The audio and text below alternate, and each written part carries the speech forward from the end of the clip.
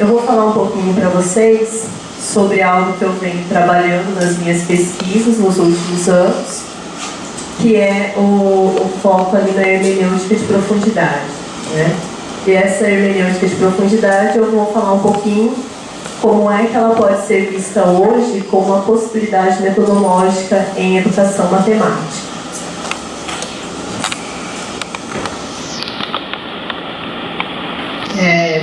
Para situar, né, para colocar o contexto de onde é que eu falo dessa hermenêutica de profundidade, se aconteceu algum problema.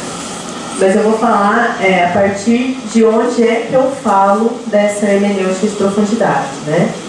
Eu falo da hermenêutica de profundidade a partir dos estudos em educação matemática. Eu falo da hermenêutica de profundidade a partir de um grupo de estudo, que é o grupo que eu participo e realizo pesquisas desde 2009. É o GOEM, que é o Grupo de História Oral e Educação Matemática. O GOEM ele tem grupos de pesquisa na Unesp de Bauru e na Unesp de Rio Claro. E aí os alunos desses grupos, eles estão terminando suas pesquisas, estão indo para outras universidades, e a gente já tem aí algumas ramificações do GOEM em várias regiões do país. Para a gente falar um pouco dessa hermenêutica de profundidade, vou falar um pouco para vocês sobre o acervo. O GOEM ele tem várias frentes de pesquisa, e ele tem alguns projetos maiores, e nesses projetos maiores se inserem as pesquisas dos mestrandos, dos doutorandos, dos pós-doutorandos e alunos de iniciação científica. Uma das frentes da pesquisa desse grupo é trabalhar com o acervo de livros didáticos antigos. O professor Antônio Vicente Garnica, que é quem inicia os estudos desse grupo, ele tem uma intenção inicial, por volta do ano de 2003, 2005, de trabalhar com livros antigos. Então ele começa a constituir um arquivo pessoal, e nesse acervo pessoal ele começa a comprar, a ganhar de amigos algumas obras antigas. E a partir disso ele começa a ver possibilidades de estudo em história da educação matemática. E aí esse projeto ele tem início formalmente, o projeto para estudar esse acervo a partir do ano de 2007. Então, o acervo que antes tinha um viés pessoal, ele é transferido para as dependências da Universidade Estadual Paulista, no campus de Bauru, e aí então tem início o projeto que hoje é denominado de acervo de livros didáticos antigos, constituição, recuperação, sistematização e estudo. Então, eu coloquei ele que tem início em 2007 e é um projeto corrente, né? A gente tem muita coisa sendo feita, muita coisa ainda para se fazer a partir do material que a gente tem neste acervo. E a proposta da hermenêutica de profundidade, ela surge justamente quando começou-se a indagar como é que podia ser, o que poderia ser feito para estudar as obras que estavam nesse acervo. O professor Vicente ele foi adquirindo essas obras e começou-se a reparar que elas tinham boas potencialidades para se estudar a história da educação matemática. E aí, então, em 2008, o professor Fábio Oliveira, na sua pesquisa de mestrado, ele tenta sistematizar alguma metodologia para se estudar os livros deste acervo. E é então que ele encontra a hermenêutica de profundidade. A hermenêutica de profundidade ela vai surgir com Thompson em 1995. Thompson ele faz essa proposta da hermenêutica de profundidade para estudar formas simbólicas. Eu já vou falar um pouquinho mais sobre isso ali para frente, para ficar mais fácil de vocês entenderem. Então, ele não faz essa proposta para estudar propriamente livros didáticos, que era a maioria do material que a gente tinha no acervo. E aí o professor Oliveira, na sua pesquisa de mestrado, traz essa teoria do Thompson para dizer, olha, é possível, com essa teoria, a gente estudar livro didático, inclusive os livros didáticos antigos que nós temos no acervo. E a partir de então, escrever-se histórias da educação matemática.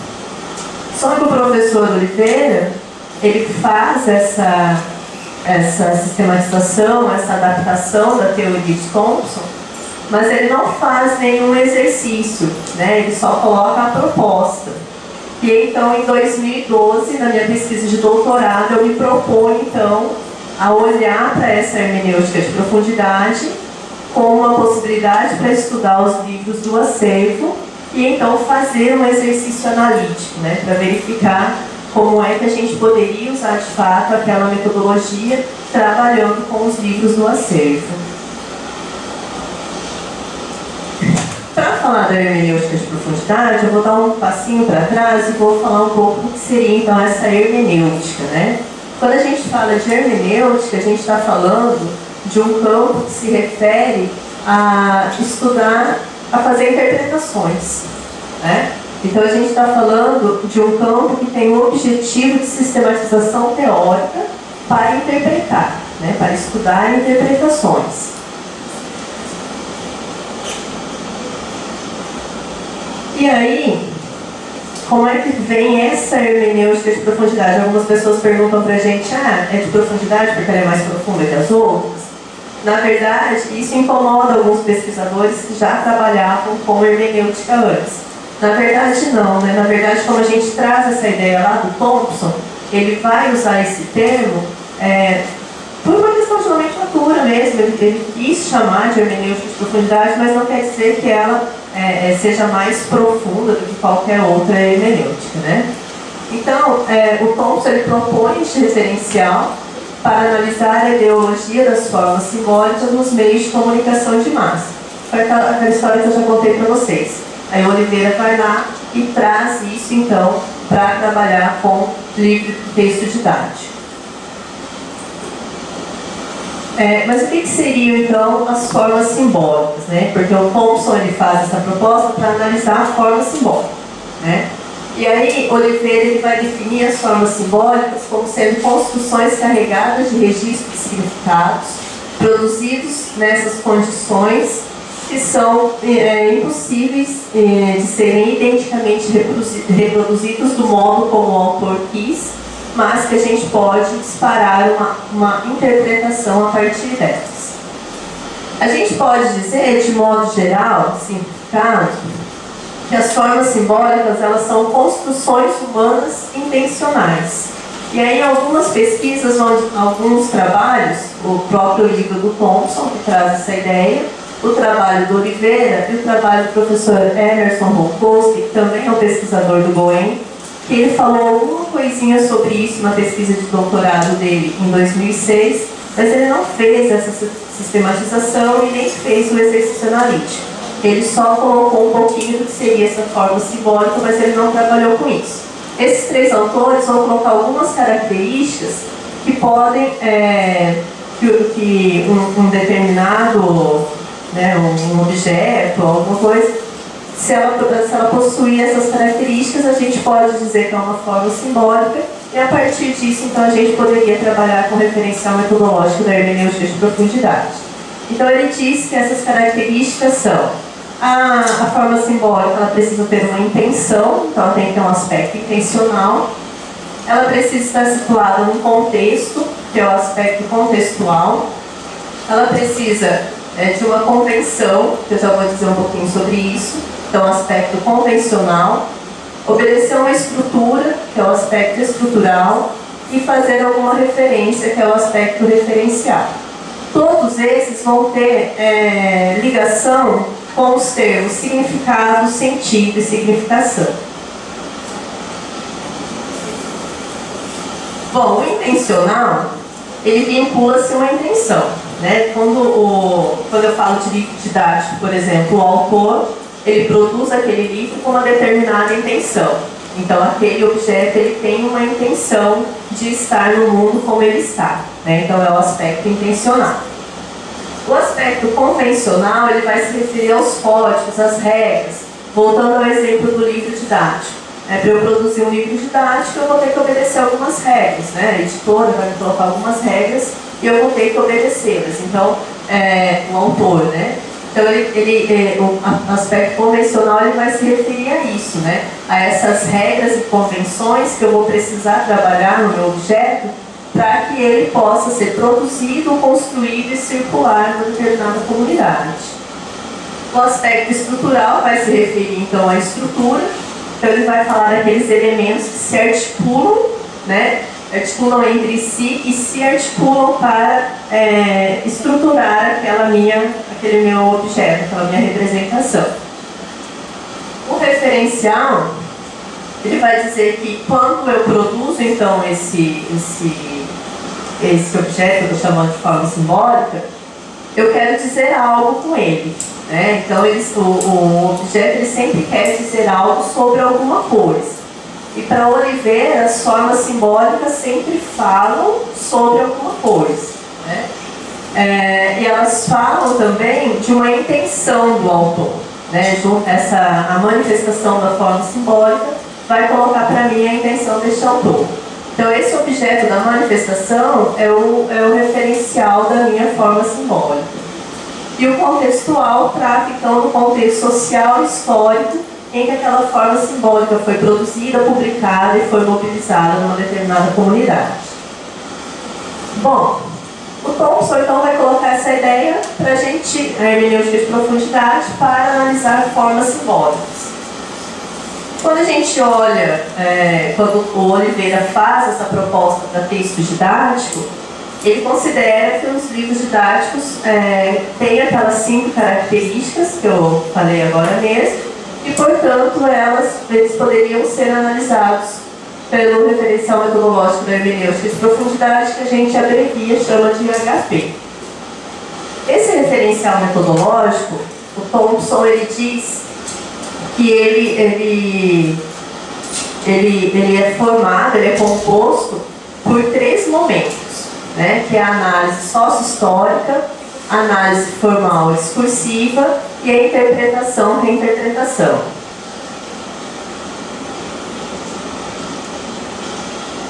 A análise sócio-histórica, o foco dela, nesse momento, é olhar para o contexto sociocultural, né, histórico, que essa forma simbólica foi produzida. Então aí a gente diz que a tarefa dessa primeira fase é reconstruir as condições, os contextos sócio-históricos de produção, circulação e recepção das formas simbólicas.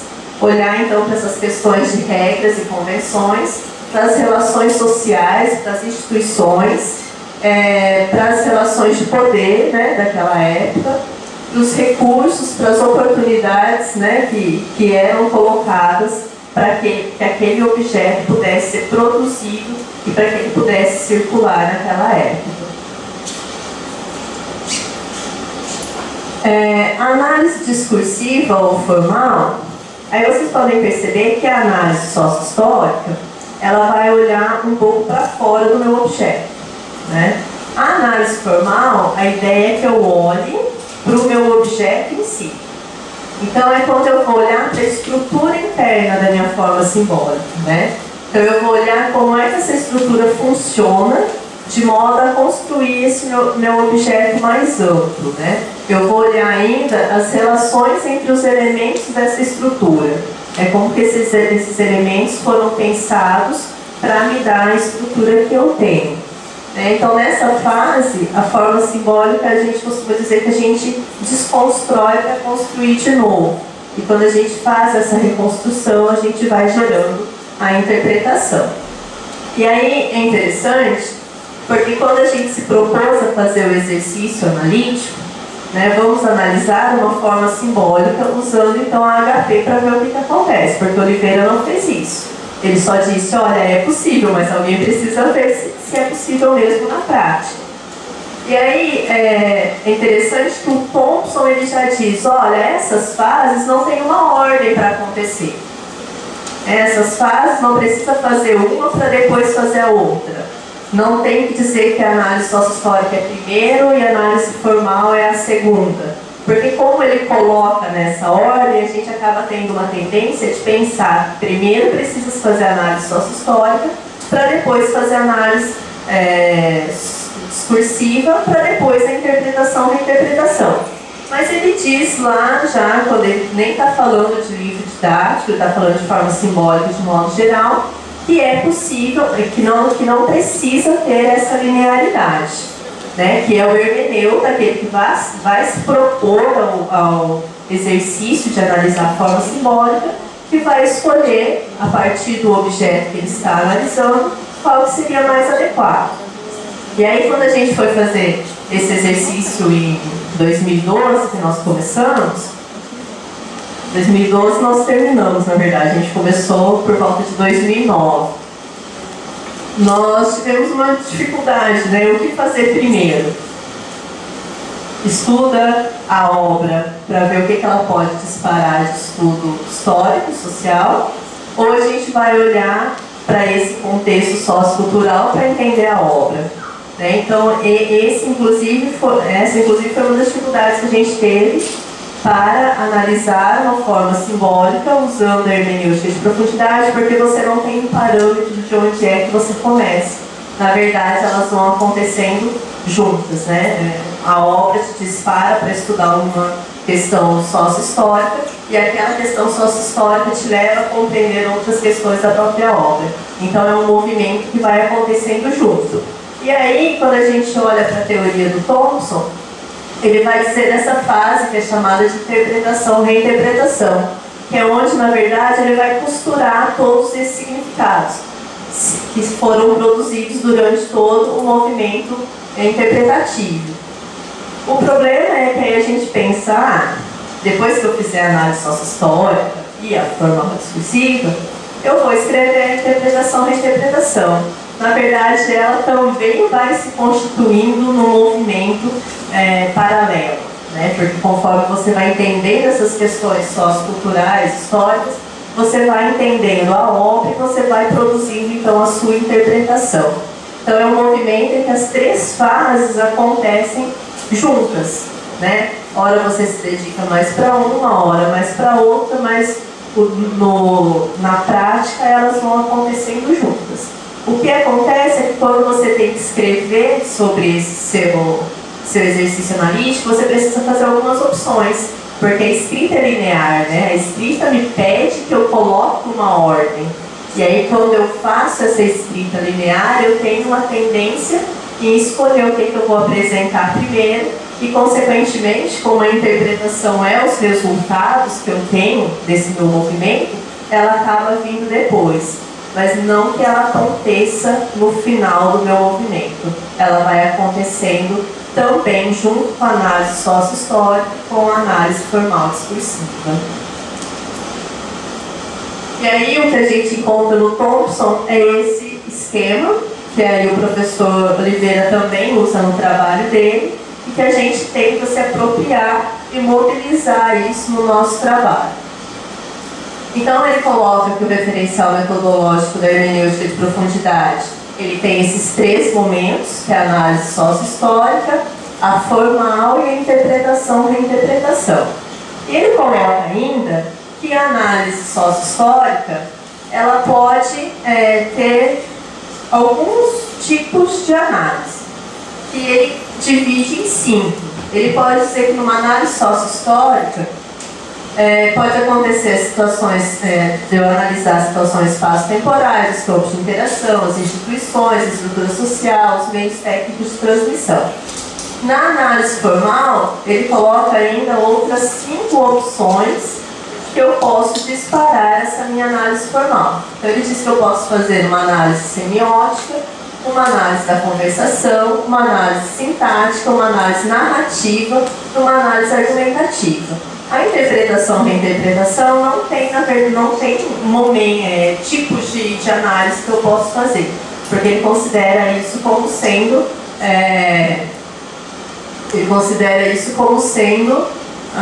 o momento em que eu concluo as minhas ideias. Só que o Thompson, ele diz, olha, pode ser feito isso, agora vocês se virem para fazer. Quando a gente pega a obra dele, em que ele coloca essa situação, ele diz que essas são possibilidades de análise, que você, como hermeneuta, vai escolher aquela que melhor se apropria para o seu objeto de análise, para a sua forma simbólica, então você vai desenvolver o seu trabalho. Aí o Oliveira, quando traz essa ideia para a educação matemática, dizendo que é possível a gente usar esse referencial metodológico para analisar texto didático e não faz isso, ele diz novamente: é possível a gente usar HP de Thompson para analisar livro didático. Como? Eu não sei. Né? Então a gente tinha possibilidades, só que a gente não tinha nenhum trabalho que na verdade tivesse feito isso para a gente entender como é que isso podia acontecer. Né? Então a gente se lançou num desafio para ver então como é que a hermenêutica de profundidade se comportaria na prática quando a gente mobilizasse essas formas simbólicas e esses tipos de análise. Foi aí então que a gente começou no ano de 2009 um movimento de análise do livro Ensaios sobre o Ensino em Geral e sobre o de Matemática em Particular, de Lacroix. E a gente fez então o exercício dessa obra usando a hermenêutica de profundidade. Que obra é essa? O título, eu só não coloquei aqui no slide, mas é uma obra do acervo, né? O acervo que eu comentei no início da apresentação, que a gente tinha intenção então de disparar estudos deste acervo. A obra que a gente tem no acervo, ela é original, de 1838, é a quarta edição, mas a primeira edição é de 1805. Então, de 1805 até 38 foram 4 edições. A obra que a gente tem no acervo, o original dela está em francês, né? E aí a gente teve um outro movimento dentro da pesquisa, que foi a tradução da obra. Porque nós não encontramos em nenhuma biblioteca, nenhum espaço virtual que tivesse a tradução dessa obra. O Lacroix, o Sylvestre François Lacroix, ele é um conhecido autor de livro didático de matemática. Inclusive, no acervo, a gente tem muitas obras do Lacroix, cerca de 20 livros dele, mas que são de matemática. Então, ele escrevia sobre trigonometria, sobre geometria, sobre cálculo, mas a gente encontrou essa obra específica que vai falar sobre o ensino de matemática. Isso chamou a nossa atenção. Por que o Lacroix, que é um autor conhecido de livro didático de matemática, escreve em 1805 um livro onde ele vai colocar ideias que estão associadas ao ensino de matemática? Só que as outras obras do Lacroix é muito comum você encontrar a tradução delas, porque elas vieram para o Brasil com o início da impressão, e inclusive foi uma das obras mais traduzidas para o português, que ajudou aí no início dos estudos de matemática no país. Só que essa em específico a gente não tinha.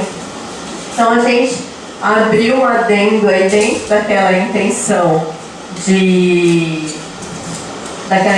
analisar a obra com HP, tínhamos que fazer uma tradução da obra do Lacroix.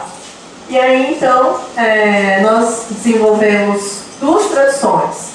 Uma tradução a gente fez com eu e mais 2, na época, doutorandas do grupo de pesquisa do Boem. A gente fez uma tradução amadora, porque a gente não tinha conhecimento da língua, mas não tanto. E a gente fez uma tradução, então, dessa obra do Lacroix. E aí nós estabelecemos uma parceria com uma aluna do curso de letras francês, da Universidade Estadual Paulista também, mas de outro campo, da cidade de São José do Rio Preto. E ela desenvolveu uma tradução junto com a orientadora dela, de trabalho de conclusão de curso. Elas fizeram uma tradução profissional do livro. Então a gente usou, na verdade, como tradução final, aquela em que o texto que nós usamos para fazer o trabalho final, foi esse desenvolvido por essa aluna de Rio Preto, com a orientadora dela. E ela usou o texto da introdução do livro do Lacroix como trabalho de conclusão de curso dela. Essa é a contracapa, na verdade, a primeira página do livro. Então, todas as informações que a gente tem estão em francês. Nós fotografamos o livro, porque ele já estava numa condição um pouco delicada, as páginas já estavam se soltando, se desfazendo. Então, no primeiro momento, a gente fotografou todas as páginas para a gente trabalhar, então, com uma versão aí digital do livro, porque a gente não podia ficar manipulando esse material, né? Foi então que nós começamos, depois da tradução, a desenvolver essa HP. Mas a tradução já nos disparava um movimento de análise, porque ao traduzir, a gente já ia entendendo o que aquela obra queria nos dizer.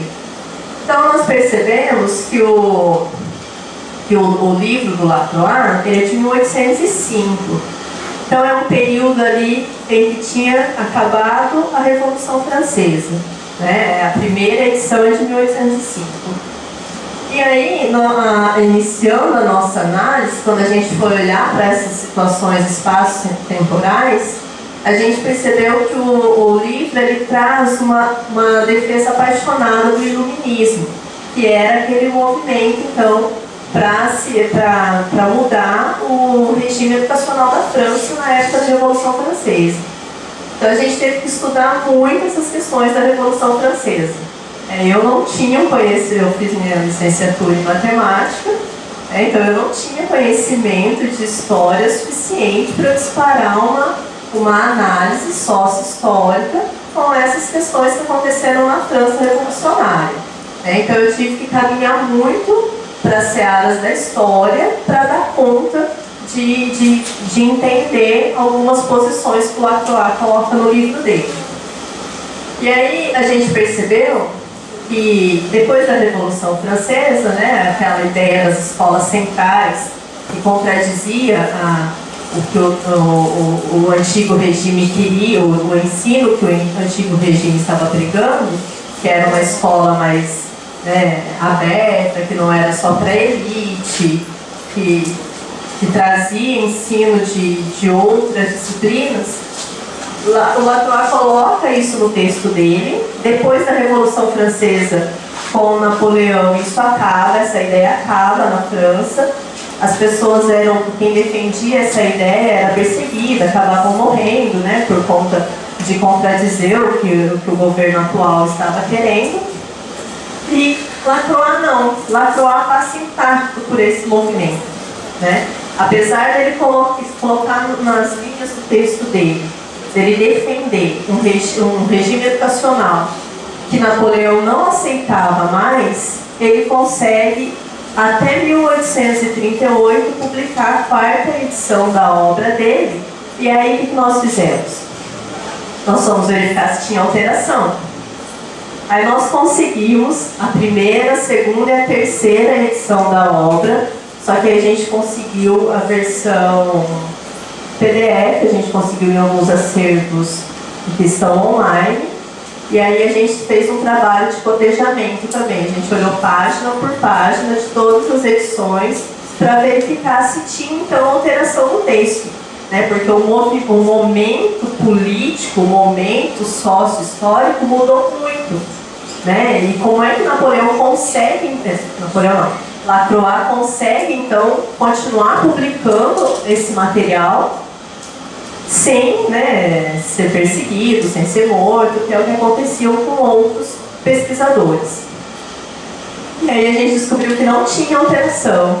O que altera é assim, uma nota de rodapé. Que às vezes na 2ª edição ele coloca: essa é a 2ª edição, a 1ª edição é de 1805. Ou então, quando ele publica a 2ª edição, ele vai falar de quantos alunos trabalharam com determinado tema numa pesquisa. Aí na 1ª edição eram 5, na 2ª ele muda para 12. Então são informações que não fazem diferença na essência do trabalho. Então fazer tudo isso. E aí a gente percebe que Lacroix tentava um posicionamento político neutro. Difícil pensar nessa possibilidade, mas me parece que ele conseguiu aí dobrar um pouco o sistema político educacional da época e continuou publicando essa obra dele e fazia então essa defesa ao sistema educacional que o iluminismo propunha, né? E a quarta edição, de 1838, é a última edição. Não há registro nenhum de que tenha tido uma quinta edição dessa obra.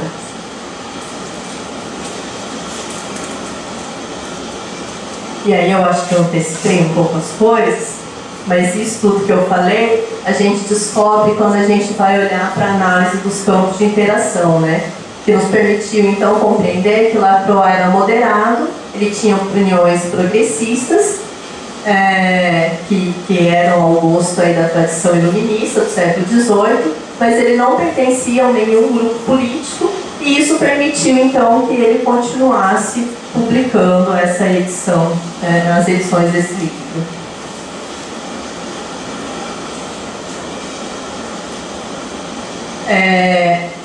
Nesse momento dessa análise sócio-histórica, a gente conseguiu entender também que Lacroix ele teve um momento de maior produção dele, que é justamente quando ele publica a primeira edição do Ensaios, que é em 1805, e ele tem o declínio de sua produção, que é justamente quando ele publica a quarta edição, que é de 1838. Outra coisa que a análise histórica nos permitiu entender foi os aspectos das instituições sociais, né? A gente olhar um pouquinho como eram as famílias daquela época, a sociedade, a ciência, a política, as editoras, os círculos de intelectuais, como que funcionavam essas coisas na época do Antigo Regime e nos períodos, então, revolucionário, napoleônico e da Restauração, que foi o período que todas as edições deste livro permearam. Então, a nossa fórmula simbólica nos permitiu o trânsito entre os diferentes tipos de abordagem da análise sócio-histórica, que depende de termos disponíveis materiais. O que isso quer dizer? A gente olhou, quando a gente olhava para o texto, a gente tinha que olhar para fora do texto para disparar essa análise sócio-histórica. A gente olhou para outros livros, a gente olhou para pinturas, a gente olhou para informações de editora, folder, outros tipos de materiais que não eram propriamente o livro que eu estava analisando. Outra coisa interessante de ressaltar é que o Oliveira faz a proposta para a gente analisar os textos didáticos do acervo. E aí, quando a gente se propõe a olhar para esse texto do Lacroix, que é um texto que vai falar sobre o ensino de matemática, a gente percebe que não é um texto didático. Ele se caracteriza como uma forma simbólica, mas ele não tem a característica que todos os outros livros deste mesmo autor têm.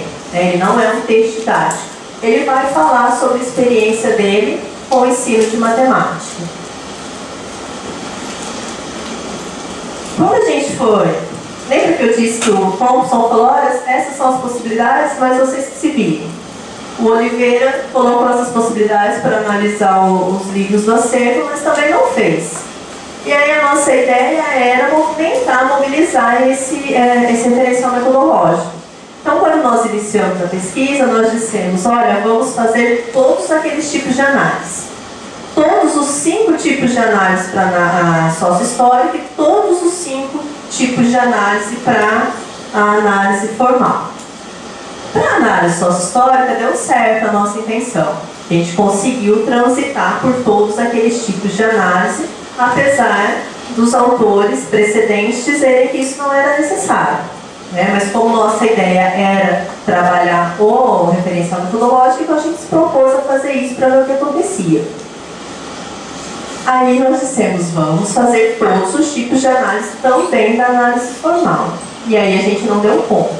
E aí a gente percebeu na prática porque é que Thompson e Oliveira dizem que não há necessidade, que em alguns momentos é necessário fazer uma escolha. Porque, por exemplo, na análise formal, ele vai dizer que é possível fazer uma análise semiótica, uma análise sintática, uma análise discursiva. Para cada uma desses tipos de análise, eu vou usar teorias completamente diferentes.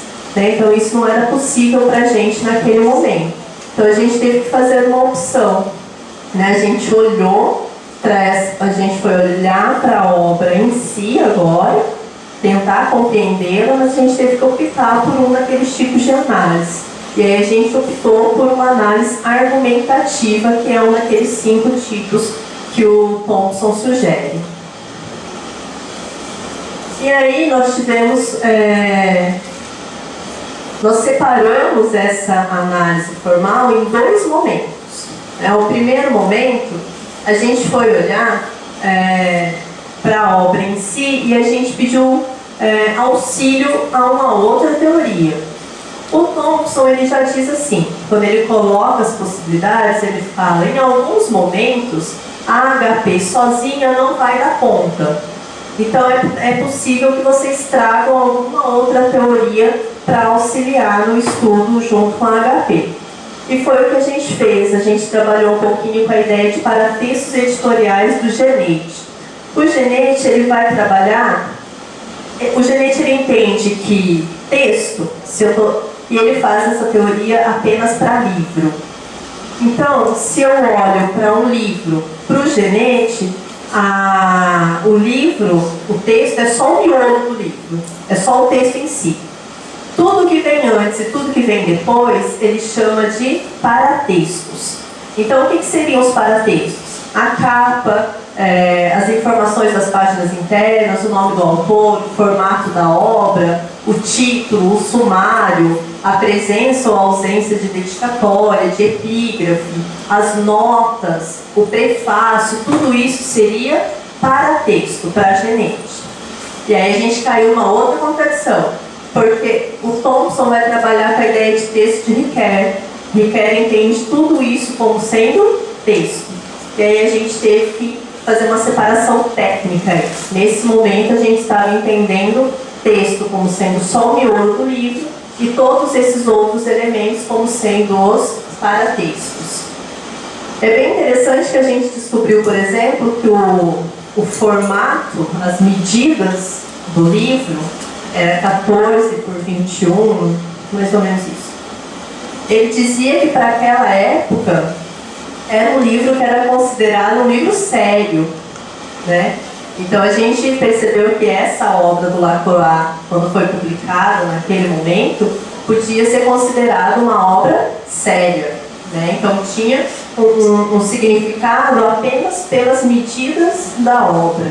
Então esses elementos foram nos dizendo algumas coisas e foram então compondo essa nossa interpretação sobre o texto do Lacroix. No segundo momento, a gente foi olhar para o miolo, para a narrativa. A gente já tinha olhado para esses elementos que estavam antes e depois desse miolo, e aí a gente então foi olhando para esse texto. E aí nós fomos trabalhando então com os fragmentos do texto do Lacroix. E aí, como é que esse texto se organiza?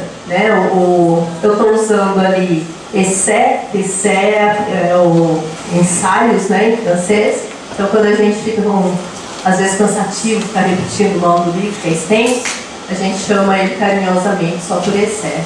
Então, ele é dividido em 2 partes. Na primeira, ele vai tratar dessa reforma da instrução pública francesa, que foi implantada pelo ideário da Revolução. E na segunda parte, ele faz uma autoanálise dos livros didáticos que ele mesmo escreveu para as escolas centrais, que era o sistema educacional vigente na França na época do Iluminismo. Então, nessa segunda parte, ele vai fazer uma análise dos livros que ele escreveu, que são esses 5, o Tratado Elementar da Aritmética para o uso na Escola Central das 4 Nações, os elementos de álgebra, os elementos de geometria, complementos dos elementos de geometria e o Tratado Elementar de Trigonometria Retilínea e Esférica de aplicação à álgebra e à geometria. Então ele faz uma análise dos seus próprios livros, que é um outro ponto que a gente achou interessante, Ele escreve os livros, depois ele mesmo vai disparar uma análise deles para dizer sobre o ensino de matemática. Então esse segundo momento, ele, ao tratar dessa sua coleção, ele considera as suas intenções de autor e as particularidades que cada um daqueles livros possui. Tanto do ponto de vista da organização, exposição do conteúdo, quanto do ponto de vista didático e pedagógico. E aí, nesse momento, a gente tem aqueles 5 livros no acervo. Então, o que nós fizemos? Nós fomos olhar para os livros e comparar, então, com essa autoanálise que o Lacroix dispara no livro dele.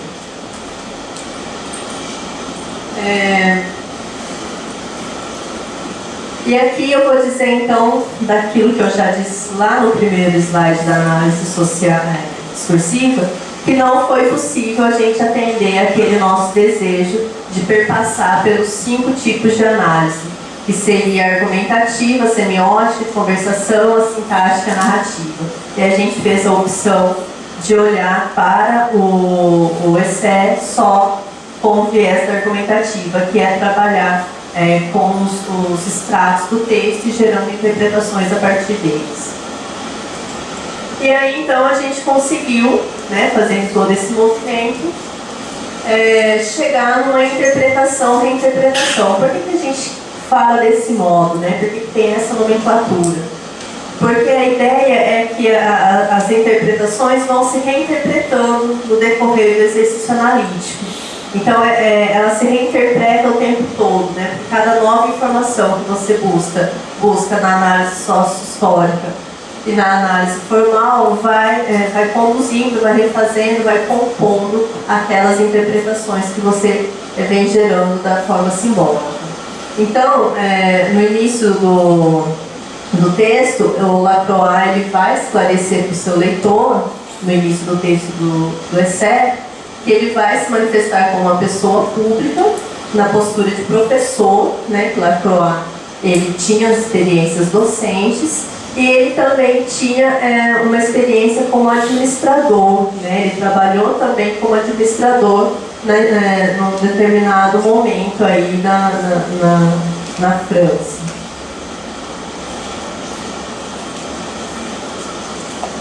E aí a gente conseguiu entender, então, que esse Lacroix tinha todos, né, tinha esse movimento político neutro, né, ele não se inseria em nenhum grupo político, e talvez isso tenha permitido com que ele publicasse tantas edições de uma obra que para aquele momento já era polêmica, e ele começa, então, a trabalhar, a ter suas experiências docentes. Com 17 anos, né, ele começa a ir para a sala de aula para ensinar matemática e vai, então, desenvolvendo todas essas experiências dele também como administrador e como autor de livro didático.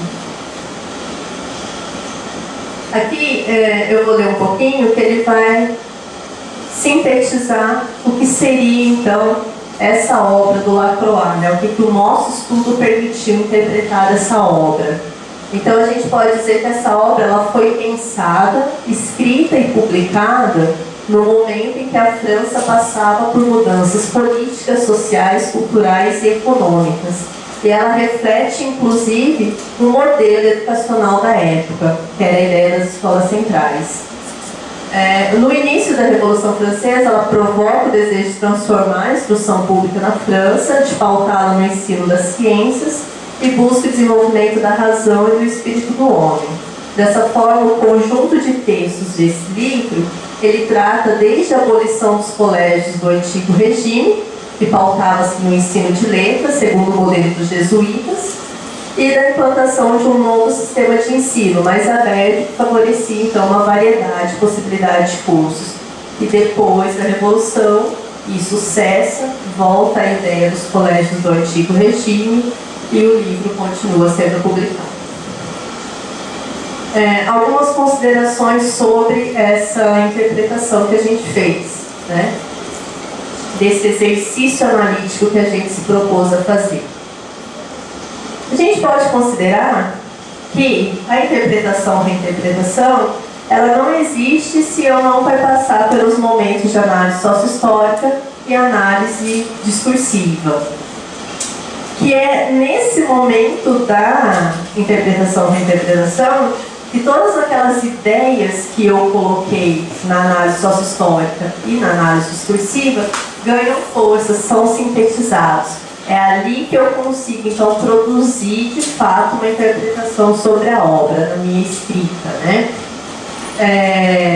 Na análise sócio-histórica e na análise formal, a gente pode dizer que é um movimento mais caótico, né? Ele é permeado de idas e vindas, né? Hora você está no livro, hora você está fora dele, hora você volta para o livro, hora você vai lá conversar um pouco com a história para entender algumas coisas daquilo. Mas a interpretação, a reinterpretação, ela já é um movimento mais calmo, já é um movimento mais linear. É onde eu vou me render, então, àquela linearização para dar conta de sintetizar, de concluir as ideias que eu disparei nas outras análises. Outra coisa que a gente chegou a pensar, né, que a gente pensa a partir desse exercício, é que o contexto ele vai falar de um texto, né, que o texto ele fixa um lugar no espaço.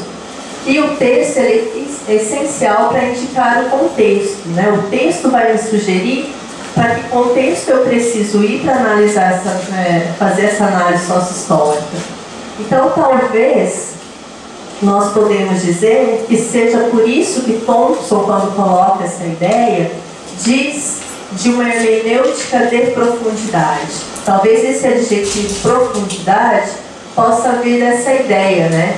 Que essa hermenêutica, ela posta em inúmeras possibilidades de compreender as tramas entre a materialidade e a ideologia, que entrelaça o texto e o contexto. E a gente ainda acrescenta mais um termo na nossa análise.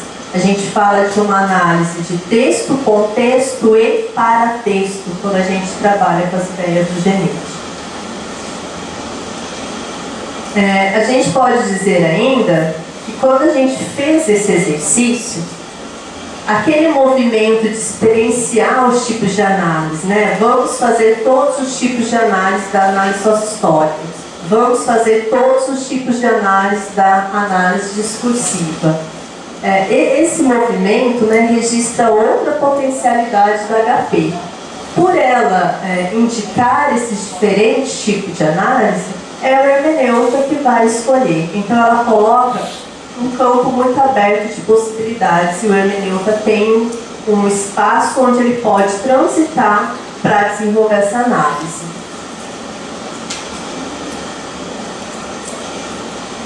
A partir disso, a gente pode dizer que a HP ainda é um referencial metodológico aberto, né? Ela é um referencial metodológico flexível e possível. Então a gente vem disparando outros estudos, este que eu relatei para vocês. Foi o primeiro que a gente fez, né, nessa linha, com esse referencial metodológico. A gente está tentando entender ainda como é que essa hermenêutica de profundidade pode ser mobilizada dentro da educação matemática. Outra potencialidade interessante da HP é que ela nos permite entender algumas coisas da obra, né? Por exemplo, Lacroix não fala em nenhum momento nas obras dele sobre a presença da mulher. Ele não fala da mulher como aluna, da mulher como professora, da mulher em lugar nenhum, né?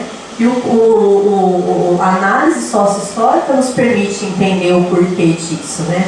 É um momento social, histórico, em que a mulher ela era vista apenas como aquela que servia para ter filhos e cuidar do lar. Ela não tinha participação dentro da ciência, né? Então, não aparece a figura da mãe, nenhum termo feminino se referindo a professoras, a alunas. Não existe isso no livro do Lacroix. O estudo do contexto nos permite entender algumas coisas. Este é só um exemplo, mas nos permitiu entender várias coisas. E aí a gente acaba não estranhando algumas coisas que o autor faz ao escrever aquele livro, porque o contexto talvez não permitia que ele fizesse. Como a gente tem uma distância muito grande, né? Eu estou, depois dos anos 2000, analisando uma obra de 1805, então eu tenho uma distância temporal aí muito grande. Então, às vezes, algumas coisas que são estranhas para mim agora, o contexto sócio-histórico me permite que naquela época não era, me permite entender que para aquele momento não era estranho, né?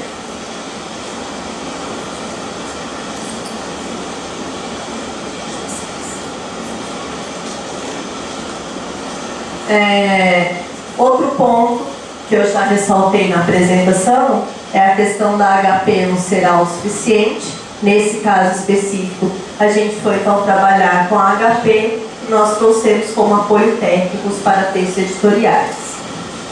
Aqui eu sintetizei algumas conclusões que a gente fez. Hermenêutica de profundidade é um movimento lento, né? Como eu disse para vocês, não tem uma análise que vai acontecer primeiro que as outras. É claro que quando eu vou apresentar um relatório eu preciso de uma ordem, mas na prática elas acontecem todas juntas. E quando ela me lança para outras áreas que eu não tenho tanto domínio, nesse caso, a gente teve que estudar muito a parte de história, muitas questões da França naquele momento, e isso é um movimento lento, um movimento demorado. Os tipos de análise, elas são possibilidades, não são instâncias obrigatórias, mas as três fases, Thompson chama de fases, a gente chama de momentos, tem pesquisadores chamando de dimensões. Então, aquelas fases, análise sócio-histórica, discursiva e a interpretação e reinterpretação, essas sim precisam acontecer. Aqueles tipos de análise dentro da análise sócio-histórica e dentro da formal discursiva é que são possibilidades que eu posso escolher. Mas as três, para que eu caracterize uma hermenêutica de profundidade, precisam acontecer. É um conjunto de procedimentos possíveis, né, flexíveis e abertos, me permite não estranhar a mentalidade do autor, me permite uma aproximação com o contexto sócio-histórico e me permite ainda, nesse caso, principalmente, a limitação com a linguagem, né? Porque quando a gente passou pelo processo de tradução, além de não ter um domínio profissional de uma tradução do francês para o português, a gente ainda tinha um problema que a própria ortografia francesa mudou muito nessa época. De 1805 até agora, teve várias mudanças, então a gente acabava encontrando termos, expressões que não são mais usuais nem mesmo na França. Então isso dificultava para a gente. Então quem nos ajudou muito nisso foi essa parceria que a gente estabeleceu com a professora e a aluna do curso de letras francês que nos auxiliaram, e elas também pediam socorro para outras pessoas, outros profissionais, para que a gente pudesse entender alguns termos que eles usavam. Como eu disse para vocês, esse foi o primeiro movimento que nós fizemos dentro do GOEM, e nós encerramos essa pesquisa em 2012, e a partir disso a gente vem desenvolvendo outros trabalhos, né? Então, o que está sendo feito hoje, olhando para hermenêutica de profundidade, análise de formas simbólicas e história da educação matemática? A gente tem várias pesquisas em andamento, são pesquisas de mestrado, de doutorado, de iniciação científica. Hoje elas têm uma concentração maior na Unesp de Bauru, na Unesp de Rio Claro. Na verdade, são os dois campos da Unesp onde nasce o GOEM, né? Campos de Bauru é onde está o acervo.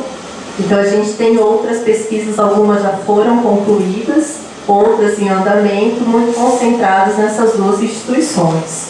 Na UTF-PR Cornélio Procópio, que são alguns alunos que eu oriento, também estão desenvolvendo trabalhos com a hermenêutica. A gente tem alguns trabalhos que já foram concluídos também, outros em desenvolvimento, na UFMG, Belo Horizonte, com a professora Maria Laura Magalhães, que também é membro do GOEM. Outros trabalhos sendo desenvolvidos na Federal de Mato Grosso do Sul, em Campo Grande.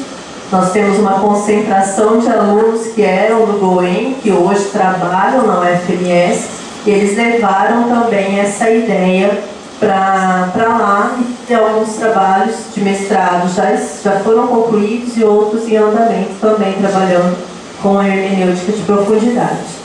Na UFRN também a gente tem um professor que é do grupo, que está desenvolvendo algumas pesquisas com a hermenêutica também. Essas são algumas referências, né, que eu usei para a apresentação. Como eu disse para vocês, esse estudo que eu relatei foi o primeiro.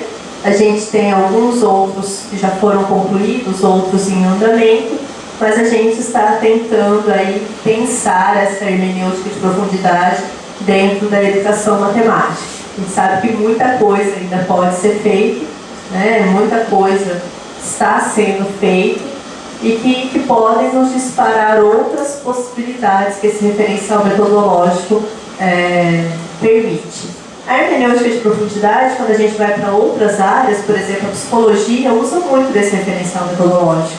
E quando a gente vem para a educação matemática, parece que é algo um pouco novo, são poucas pesquisas. Quando a gente olha para alguns trabalhos que o professor Antônio Miguel orientou na Unicamp, também aparece alguma coisa relacionada à hermenêutica de profundidade, mas também pouca coisa. Me lembro que na época do doutorado a gente fez um levantamento.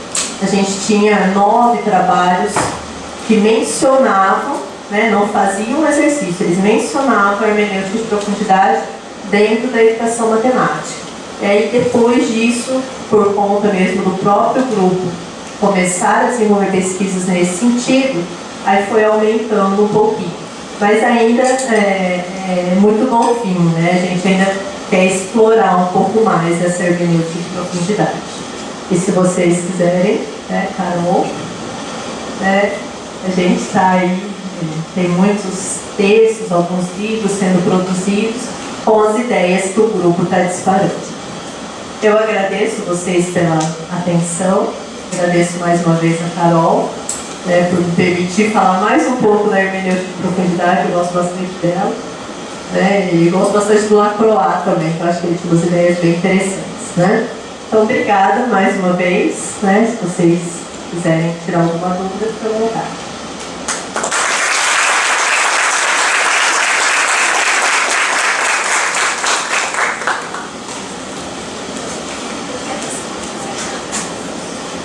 Bem, gente, agora a minha fica para tirar algumas dúvidas. Eu tenho uma, mas vou deixar vocês falarem primeiro. Cadê o ensaio que nós fizemos anteriormente das perguntas, Nayara? Deixa eu perguntar, fora o livro do Lacroix, teve outros pesquisadores pegaram outros livros ou não? Assim, algum, porque eu sei que aquele dissertação que foi do professor, aluno do professor Garriga, não foi?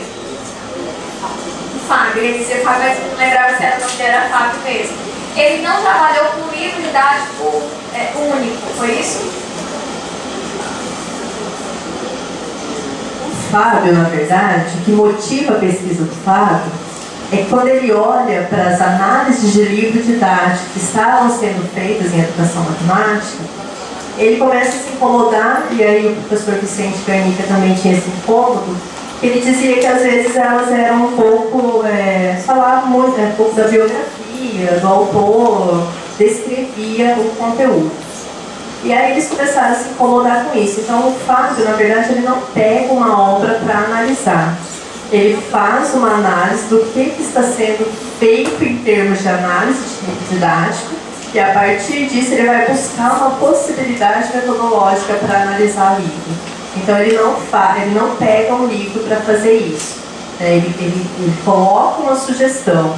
Até eu brinco muito com ele. Eu falo, olha, você me colocou numa situação complicada. Porque você disse, é possível estudar, mas não estudou.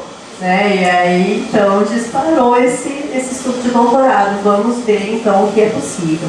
Além desse livro do Lacroix, nós temos uma aluna que defendeu o mestrado em 2014, 13, 14, alguma coisa assim. Ela estuda os livros do SMSG, trabalho de doutorado, em que o aluno olhou para cadernos de uma professora da Alda Lodge, né, que ela era uma professora primária, e aí tinham os cadernos dos alunos. Então ele olhou para os cadernos que eles tinham arquivado na escola, os cadernos dos alunos, como é que era o ensino de matemática naquela época. E ele faz isso também usando alguns elementos da hermenêutica de profundidade. A professora Virgínia, que hoje está na UFABC, que foi orientada do professor Antônio Miguel, ela usa a hermenêutica de profundidade para estudar os parâmetros curriculares nacionais. Então, também é outra forma simbólica. Dentro do GOEM, essa ideia surgiu para analisar texto didático, e aí a gente acaba analisando um texto não didático, mas outras pesquisas estão analisando textos didáticos. Mas a professora Virgínia, por exemplo, usa isso, ela faz esse exercício antes de nós ainda, mas ela faz para olhar, para compreender a ideologia dos parâmetros curriculares nacionais.